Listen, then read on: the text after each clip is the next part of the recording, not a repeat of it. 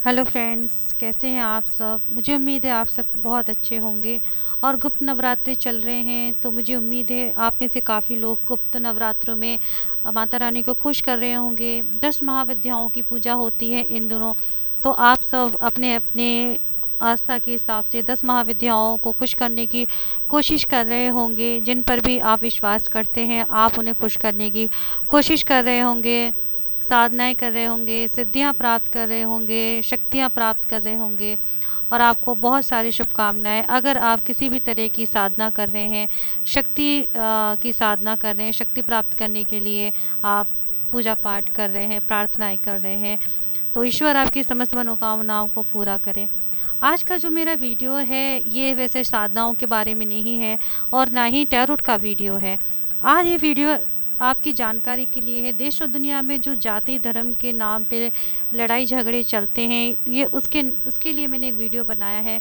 वैसे तो इस तरह के वीडियो मैंने पहले भी बनाए थे, लेकिन मुझे लगता है कि मुझे फिर से इस तरह का वीडियो बनाना चाहिए, लोगों को थोड़ी जानकारी हो। अगर आप इस वीडियो को शेयर कर पाएँ आगे तो अच्छा हो, क्योंकि इससे लोगों के मन में जो एक दूसरे के लिए बैर भावना बनी हुई है, लड़ाई झगड़ा जाति धर्म के नाम पर, ये मेरा ईश्वर है, ये मेरा खुदा है, ये मेरा गॉड है, ये मेरा गुरु है, तो इस तरह की जो भावना रहती है लोगों में और आपस में लड़ते हैं, तो वो चीज़ ख़त्म होगी अगर आपको मेरा ये वीडियो थोड़ा बहुत भी समझ में आता है तो सबसे पहले ये कि हम जिस परमात्मा को मानते हैं, जिसमें भी हम यकीन करते हैं ईश्वर में, ईश्वर है क्या?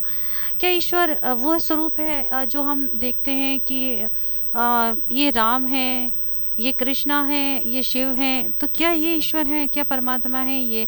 या फिर आप ये अल्लाह हैं, ये जीसस हैं, ये गॉड हैं, तो क्या ईश्वर यही है?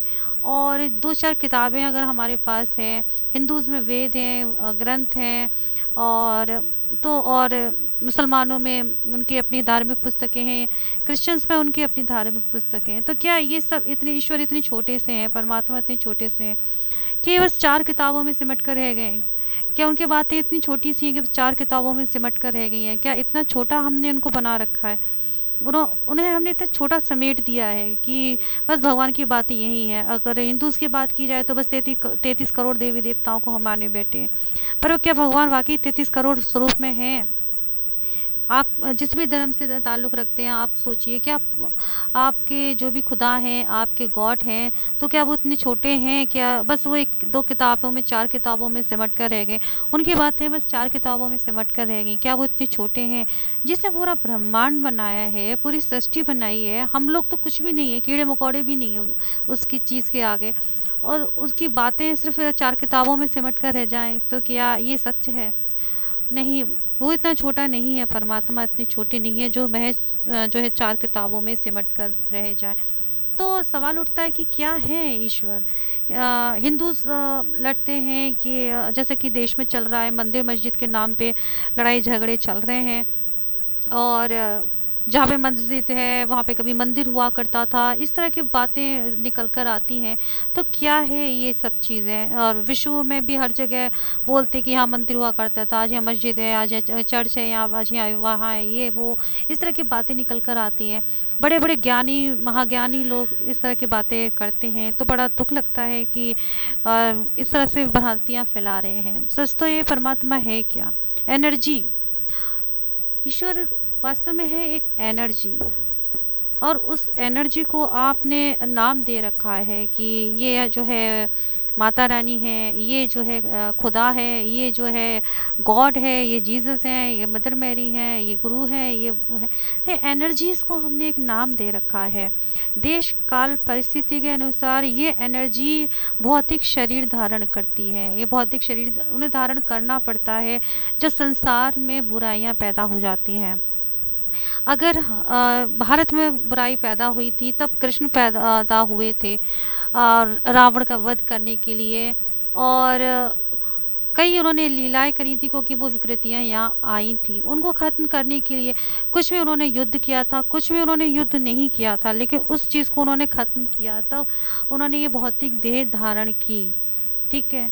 और वही विकृतियाँ अगर विदेश में जब हो गई, दूसरे देश में जब हुई, तब उन्हें जीसस बन के वहाँ जाना पड़ा। बाइबल में भी लिखा है कि जीसस ने कितनी बुरे चीज़ों का विरोध किया था। मंदिर में बलि देने का उन्होंने विरोध किया था, मंदिर में व्यापार करने का विरोध किया था। यहाँ तक कि हमारे हिंदूज़ में होता है कि माला वगैरह बेचते हैं, प्रसाद बेचते हैं। तो उस ज़माने में विदेशों में मंदिरों में इस तरह की चीज़ें होती थी। तो इस चीज़ का उन्होंने विरोध किया था कि मंदिर में किसी निरीह जीव की बलि नहीं दी जाएगी, इस तरह का व्यापार नहीं होगा, कोई माला नहीं बिकेगी, कुछ ये नहीं होगा। तो इस चीज़ का उन्होंने विरोध किया था। उन्होंने कहा था कि मंदिर को, धार्मिक जगहों को व्यापारिक स्थल नहीं बनाया जाए।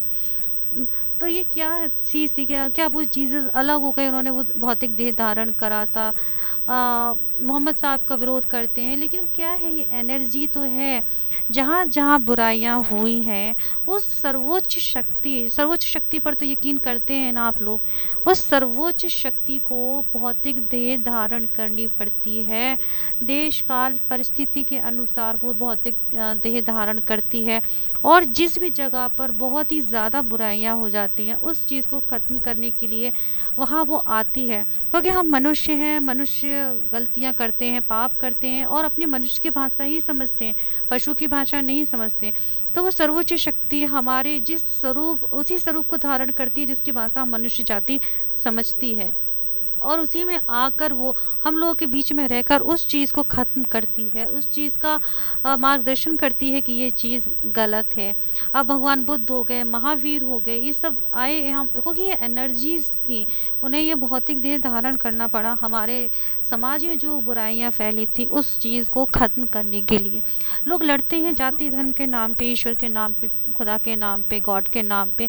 लेकिन अगर वो सिर्फ भौतिक देह देखते हैं, जीसस का देखा जाए तो अरे ये तो जीसस हैं, ये तो उनका भौतिक स्वरूप देख लिया, लेकिन वो आत्मा नहीं देखी कि वो जो एनर्जी है, जो आत्मा है, वो वही आत्मा है जो आपके हिंदूज़ के शिव में है, जो आपके हिंदूज़ के पार्वती जी में, वही आत्मा जो है आज जीसस में है, वही आत्मा महावीर में है, वही आत्मा बुद्ध में है, वही आत्मा गुरु में है। ठीक है, आपने उस चीज़ को नहीं देखा, आपने सिर्फ भौतिक स्वरूप को देखा। अभी मेरा नाम जैसे कि अर्चना है, मेरी आत्मा मेरे इस भौतिक शरीर में है। अभी मेरी ये आत्मा निकल कर किसी दूसरे के शरीर में चली जाए और आपको पता चल जाए कि ये वही आत्मा है जो इस शरीर में थी और अब ये दूसरे शरीर में चली गई है। तो क्या आप लोग जो है मुझे अर्चना कहना बंद कर दोगे, आपको पता चल जाए कि ये आत्मा वही है? या फिर बोलो कि नहीं, ये तो अब उस शरीर में चली गई है आत्मा, ये तो कोई और है, हम इसको नहीं मानते, ये तो दूसरा शरीर है, ये तो कुछ है ही नहीं, पहले वाला शरीर अच्छा था। अभी मान लो दूसरे मेरी आत्मा अगर किसी जानवर में चली जाए और आपको पता चल जाए कि मेरी आत्मा उस जानवर में चली गई है, तो फिर क्या आप लोग मेरा जो है महत्व ख़त्म कर देंगे, मुझे वैल्यू देना बंद कर देंगे, आप जो है विरोध करना शुरू कर देंगे? अरे ये तो जानवर है, जानवर में ये आत्मा है, ये हम इसको वैल्यू नहीं देते, इंसान के शरीर में ये आत्मा थी तो हम इसको वैल्यू दे रहे थे। तो वही चीज़ है, हम उस एनर्जी को नहीं मानते, हम सिर्फ भौतिक शरीर को मानते हैं जिन्होंने वहाँ जाकर उस जगह की बुराइयों को ख़त्म किया था। तो ये, और इस अज्ञानता के वश में आके हम आपस में लड़ते हैं मंदिर मस्जिद के नाम पे, और ये गुरुद्वारे और चर्च और ये सब चीज़ों के नाम पे हम लोग लड़ते हैं। देश में, दुनिया में धार्मिक स्थलों को नुकसान पहुंचाया जाता है, धार्मिक चीज़ों को नुकसान पहुंचाया जाता है, क्योंकि हमें लगता है कि जिस चीज़ को हम मान रहे हैं वही सही है, सामने वाला गलत है, क्योंकि हम उस भौतिक स्वरूप को मान रहे हैं, हमने उस एनर्जी को माना ही नहीं। तो वास्तव में जैसे ईश्वर एनर्जी है ना, ऐसे हम एनर्जी हैं। अब बात करी जाए कि परमात्मा इतना छोटा कैसे हो सकता है कि जिसने पूरी सृष्टि बनाई है, और उसके लिए क्या मंदिर मस्जिद के मायने रखते हैं, उसके लिए चीज़ें कोई मायने नहीं रखती है। जिसने उस पूरी सृष्टि का निर्माण किया है, क्या वो अपने लिए घर का निर्माण नहीं कर सकता था? उसको निर्माण करने की ज़रूरत ही नहीं थी। ये तो हमने अपनी आस्था के हिसाब से बना लिया कि हाँ ये हमारे भगवान हैं, तो हमने एक तरह से सम्मान देने के लिए बना लिया, लेकिन वो कभी नहीं कहते सम्मान देने के लिए तो मेरी एनर्जी का जो दूसरा क्षेत्र है उसको तुम नुकसान पहुंचाओ, क्योंकि सब जगह बराबर ही शक्तियाँ हैं, सब जगह बराबर ही ताकतें हैं, दैवी शक्तियाँ उपस्थित हैं, और अपने अपने चीज़ों के हिसाब से वो काम कर रही हैं। मैंने तो कई बार हिंदूज़ के हिसाब से जीसस की पूजा की है और मुझे जीसस ने वैसे ही फल दिया है जैसे हिंदूज़ के देवी देवता देते हैं। मुझे हिंदूज़ के देवी देवता में और जीसस में कोई फ़र्क नहीं लगता, मुझे तो हर जगह वही नज़र आते हैं। तो ये सब मान्यता होती है और सब ईश्वर हमें चुनते हैं कि हमें उनके किस रूप की पूजा करनी है। हम नहीं चुनते कि हमारी आस्था इसमें जागे। ईश्वर हमें चुनते हैं, परमात्मा हमें चुनते हैं कि हमें उनकी किस स्वरूप की पूजा करनी है और वो स्वरूप हमें फलता भी है क्योंकि वो हमें चुनते हैं। हम ज़बरदस्ती किसी को ये नहीं कह सकते कि नहीं तुम हिंदूज़ में पैदा हुए हो तो तुम जो है ईसाइयों के हिसाब से पूजा नहीं कर सकते, ईसाइयों में पैदा हुए हो तो मुस्लिम के हिसाब से नहीं कर सकते, सिख के हिसाब से, हिंदू के हिसाब से नहीं कर सकते। तो ये हम किसी के ऊपर अपनी जो है मर्जी थोप नहीं सकते हैं। परमात्मा हमें उस तरफ आकर्षित करते हैं, उन्हें हमसे बेहतर पता होता है कि हमें हमारे जीवन को सही दिशा, हमारे जीवन की तरक्की उनके कौन से स्वरूप से जुड़ने के बाद होगी। तो किसी के ऊपर हम अपनी मर्जी को थोप नहीं सकते हैं और हम बस यही करते रहते हैं कि भौतिक देह के आधार पर भेदभाव करते रहते हैं जो बिल्कुल ही गलत है। और मेरा आज का वीडियो बनाने का यही उद्देश्य था ताकि थोड़ी सी जागरूकता लोगों में आए और देश में, दुनिया में जो भ्रांतियाँ फैली हुई हैं जाति धर्म के नाम पर, लड़ाई झगड़े लोग कर रहे हैं धर्म के नाम पर, जाति के नाम पर, वो ना करें। ख़ासतौर से जाति के नाम, धर्म के नाम से, जो हिंदू मुस्लिम के नाम पे तो बहुत ही ज़्यादा आजकल देश में दंगे फसाद हो रहे हैं और जगह जगह जो है मंदिर निकल रहे हैं मस्जिद की जगह पर। ये बकवास चीज़ें फैलती जा रही हैं और ऐसे चोगाधारी लोग इस तरह के कांड करते हैं जो अपने आप को बहुत ही धार्मिक मानते हैं। तो अगर वो धार्मिक हैं तो उन्हें इतना ज्ञान होना चाहिए कि सब एनर्जीज़ हैं, सब कुछ एक ही है, कुछ भी अलग नहीं है। आप जिस भी रूप में उनको पूजते हैं तो सब एक ही है। हम भौतिक देह के आधार पर क्यों पूज रहे हैं? हम क्यों पूज रहे हैं भौतिक देह के आधार पे? हम उस आत्मा को क्यों नहीं पूज रहे हैं जो कि सत्य है? ईश्वर वास्तव में है क्या? ईश्वर एक एनर्जी है, एक निराकार चीज़ है जिसने पूरे ब्रह्मांड को बनाया है। हमारे शरीर में जो आत्मा है वो क्या है? वो उस परमात्मा का ही तो एक अंश है। हमारी आत्मा का क्या स्वरूप है? जो हमारी आत्मा का स्वरूप है वही इस ईश्वर का स्वरूप है। हमारी आत्मा देह बदलती रहती है और रूप बदलती रहती है। आज हम भारत में पैदा हुए हैं, कल हम विदेश में, अमेरिका में पैदा हो जाएं, इंग्लैंड में पैदा हो जाएं, वहाँ के हिसाब से हम रीति रिवाज को अपनाएंगे, वहाँ की भाषा, वहाँ के कल्चर को अपनाएंगे। और अगर हमें अपना पिछला जन्म याद आ जाए और हमारे इस जन्म के माता पिता हमको पहचान लें तो क्या होगा कि मतलब हम अलग हो जाएंगे क्या? नहीं होंगे। तो वही हमारे ईश्वर हैं, परमात्मा हैं, जिस पर भी आप यकीन करते हैं, खुदा हैं, गॉड हैं, वही हैं। जो भारत में जन्मे हैं वही विदेश में जन्मे हैं। वहाँ जन्म लेने के लिए कोई अलग से नहीं आ गए कि हाँ वो अलग से हो गए। वहाँ के हिसाब से जो बुराइयाँ थी उनको ख़त्म करने के लिए उन्हें वहाँ के हिसाब से प्रवचन देने पड़े, वहाँ के लोगों का मार्गदर्शन करना पड़ा। हाँ, ये चीज़ गलत है कि हर इंसान जो है अपने आप को श्रेष्ठ दिखाता है। हर धर्म के व्यक्ति अपने आप को श्रेष्ठ दिखाता है, वो बहुत गलत चीज़ है। सबको एक दूसरे का सम्मान करना चाहिए, चाहे वो किसी भी धर्म का है और किसी भी जाति का है, उसको एक दूसरे का सम्मान करें। और हर कोई इंसान ये समझे कि वो जिसकी भी पूजा कर रहा है वो एक भौतिक देह नहीं है, चाहे वो जीसस हैं या फिर मोहम्मद हैं, जो भी हैं, जिसको भी वो मानते हैं, वो सिर्फ एक एनर्जी है जो कहीं भी जन्म ले सकते हैं। और परमात्मा ईश्वर इतना छोटा नहीं है जो सिर्फ 4, 5, 6 किताबों में सिमट कर रह जाए या 2, 4 जो धार्मिक ग्रंथ उन तक सिमट के रह जाएं। तो अपनी इस गलतफहमी से बाहर निकलें और एक अच्छे समाज का निर्माण करने की कोशिश करें और किसी के पाखंडियों के जो है बहकावे में नहीं आए। सच्चे इंसान बने, ऐसा नहीं कि सच्चे हिंदू, सच्चे मुसलमान बने। आप एक सच्चे इंसान बने, सच्चे आध्यात्मिक इंसान बने, आध्यात्म से जुड़े। आध्यात्म से तभी कहा जाता है, यदि आप आध्यात्म से जुड़ते हैं तब आप किसी विशेष धर्म के अनुयायी नहीं रहते हैं, क्योंकि धर्म जो है हमें मान्यता से जोड़ता है और सबकी अपनी अपनी अलग मान्यताएं होती हैं और जिसके कारण लड़ाई झगड़े होते हैं। तो जब आप सच्चे दिल से आध्यात्म से जुड़ते हैं तब आपको पता चलता है कि सारी सृष्टि एक एनर्जी है और बहुत ही प्योर एनर्जी है और वही एनर्जी भौतिक रूप धारण करती है। तो आप किसी में कोई भेदभाव नहीं करेंगे।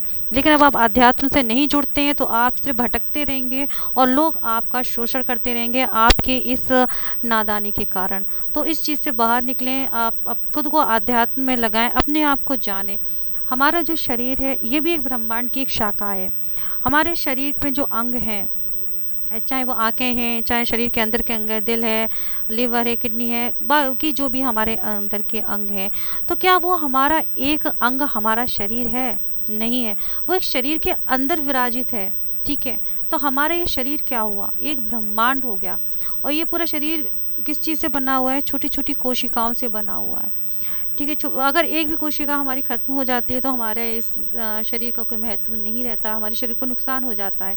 तो उसी तरह से पूरा ब्रह्मांड है, तो जो हमारे ग्रह नक्षत्र हैं, तो ये सब मिलाकर ये सब उसके अंग हैं ब्रह्मांड के। ये ब्रह्मांड नहीं है, चाहे धरती हो गई, मंगल ग्रह हो गया, बुध ग्रह हो गया, गुरु बृहस्पति ग्रह हो गया, जो भी है। तो ये जो है ब्रह्मांड नहीं है, ये सिर्फ ब्रह्मांड के छोटे छोटे कोशिकाएं हैं, छोटे छोटे अंग हैं। जब हम जिस तरह से हमारे शरीर का अगर हम एक एक कोशिका को गिन नहीं सकते हैं, उसी तरह से ब्रह्मांड की छोटी छोटी कोशिकाओं को हम नहीं गिन सकते। ये सब मिला के पूरा एक ब्रह्मांड तैयार होता है और इसको चलाता है वो सर्वोच्च ऊर्जा। जैसे हमारे इस भौतिक शरीर को चलाती है हमारी आत्मा, क्योंकि वो हमारे लिए सर्वोच्च ऊर्जा है। उसी तरह से ब्रह्मांड को चलाती है वो सर्वोच्च ऊर्जा, ठीक है? तो वो सर्वोच्च ऊर्जा ही धरती पर जन्म लेती है। जैसे हमारी आत्मा जो है शरीर बदलती रहती है, उसी तरह से वो सर्वोच्च ऊर्जा जहाँ भी उसको लगता है मुझे जाना चाहिए और लोगों के बीच ये जो गलत चीज़ें आ चुकी हैं, इसको मुझे ख़त्म करना चाहिए। जिस तरह से वो उसे लगता है कि मुझे यहाँ युद्ध करके ख़त्म करना है या फिर यहाँ प्रवचन दे के ख़त्म करना है या फिर मुझे ये चीज़ करके ख़त्म करना है, उस हिसाब से वो करती है। और आने वाले लोग जो है फिर उसको धर्म से जोड़ लेते हैं कि ये फलां धर्म है, वो फलां धर्म है। बट अगर सच्चाई देखी जाए, जब हम अध्यात्म से जुड़ जाते हैं तो हम इन सब चीज़ों को नहीं मानते, हमें सच में पता चल जाता है कि क्या चीज़ क्या है। तो किसी भी तरह के इस तरह के विवाद में पड़ने की अपेक्षा हमें सच को जानना चाहिए, आध्यात्म से जुड़ना चाहिए और एक सही इंसान बनना चाहिए, सच्चा मानव बनना चाहिए, ताकि हम आने वाले समय में एक अच्छा समाज तैयार कर सकें, अपनी पीढ़ी को अच्छा समाज दे सकें और सही शिक्षा दे सकें, ताकि वो एक आने वाले समय में अच्छे मानव बन सके, ना कि ये लड़ाई झगड़ा और ये सब दंगे फसाद मार काट ये सब मची रहे इस दुनिया में। तो आध्यात्म से जुड़िए। आध्यात्म का मतलब ये नहीं होता कि इंसान संन्यास ले ले, साधु बन जाए। आध्यात्म का मतलब होता है सही ज्ञान, आत्मिक ज्ञान लेना। व्यक्ति अगर अपने आप को जान लेता है तो उसे पूरे ब्रह्मांड का ज्ञान हो जाता है, सही शक्ति का एहसास हो जाता है, क्योंकि वो अपनी आत्मा को पहचान लेता है। जब तक हम अपनी आत्मा को नहीं पहचानते, हम ईश्वर को कभी नहीं पहचान सकते। तो आध्यात्म से जुड़िए। और सिर्फ मेडिटेशन करने से कुछ नहीं होगा कि बहुत से लोग कहते हैं हम मेडिटेशन करते हैं, हमें ये अनुभव होते हैं, वो अनुभव होते हैं। तो मेडिटेशन से कुछ नहीं होता है। आध्यात्म के रहस्यों को जानिए, परमात्मा से पूछिए कि मुझे सही ज्ञान दीजिए। क्या है सही ज्ञान? क्या है ब्रह्मांड का सत्य? क्या है आपका सत्य? जब तक हम उनसे नहीं पूछते हैं कि दिल से कि आप मुझे अपना सत्य बताओ, ब्रह्मांड का सत्य बताओ, मेरी आत्मा का सत्य क्या है, जब तक हम ये सवाल परमात्मा से पूजा में बार बार नहीं पूछते हैं जुड़ के, तब तक हम सिर्फ इसी तरह के भ्रम जाल में फंसे रहते हैं और लोग हमारा शोषण करते रहते हैं। तो मुझे उम्मीद है आज का मेरा ये छोटा सा वीडियो पसंद आया होगा, और पसंद आया तो इस वीडियो को शेयर कर दीजिए, ज़्यादा से ज़्यादा लाइक करना चाहें तो लाइक भी कर दीजिए। और जो लोग देश में दुनिया में गलत चीज़ें फैला रहे हैं तो वो चीज़ें होना बंद हो सकें, ये मेरा एक छोटा सा प्रयास था अपने इस वीडियो के माध्यम से। आपका बहुत बहुत धन्यवाद। अगले वीडियो में मिलेंगे। इसके साथ ही मेरे कुछ गाइडेड मेडिटेशन के वीडियो भी आने वाले हैं जल्द ही, तो आप उनको भी देख सकते हैं अगर आपकी लाइफ में कोई दिक्कत है तो। चलिए मिलते हैं अगले वीडियो में, और अगला वीडियो भी टैरोट का आएगा, और मुझे लगेगा इस तरह के वीडियोस मुझे आगे डालने चाहिए, तो वो भी आके आएंगे, तो आप उन्हें भी ज़रूर सुनिएगा। और जिन लोगों ने मुझसे पेड रीडिंग के लिए कांटेक्ट किया है, और तो बहुत बहुत धन्यवाद, आपने मुझ पर विश्वास किया टैरोट रीडिंग के लिए, और उनको जल्द ही रीडिंग मिल जाएगी जिन्होंने मुझे पेमेंट की हुई है। और जो अभी